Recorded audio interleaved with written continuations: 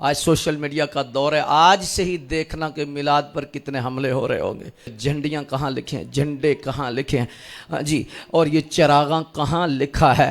तो जो चरागां का पूछे उसको बड़े आराम से जवाब दो और इस अंदाज में दो कि उससे पूछो कि ये जो 14 अगस्त की चरागां हैं, ये जो 14 अगस्त के झंडे हैं, भाई 14 अगस्त पे किसी ने झंडे का सवाल नहीं उठाया, किसी ने चरागां का सवाल नहीं उठाया और कोई बंदा बोल नहीं रहा।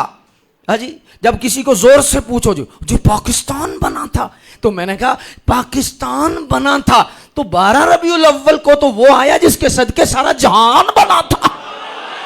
तो को पूछा जाए कि ये 14 अगस्त क्यों मना रहे हो, ये अल्लाह की बहुत बड़ी नेमत है, पाकिस्तान अल्लाह की बड़ी करम नवाजी है जी, इसका तो इनकार ही नहीं, हम भी मानते हैं, लेकिन रोजा रख लेना चाहिए। जुलूस का क्या सबूत है, रैली का क्या सबूत है, रैली कोई जरूरी है, जुलूस कोई जरूरी है? नहीं, कहते नहीं, हम रोज़ा भी सही है शुक्र के लिए, सजदा भी सही है शुक्र के लिए, लेकिन ये रैली और जो जुलूस है इसका एक और काम भी है। मैंने कहा वो क्या काम है?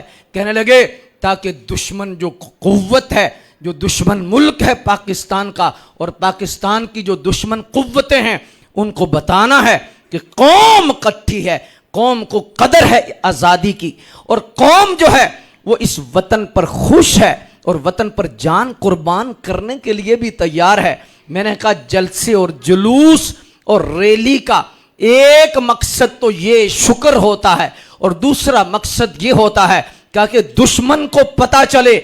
मैंने कहा कि रियासत के दुश्मन को रैली से पता चलता है और जुलूस से पता चलता है, और रसूलुल्लाह सल्लल्लाहु अलैहि वसल्लम के मिलाद पर पूरी उम्मत जुलूस निकालती है, जश्न मनाती है, तो इसका भी मकसद ये होता है खबरदार हुजूर की इज्जत पर उंगली ना उठाना, हुजूर की सारी उम्मत जिंदा है।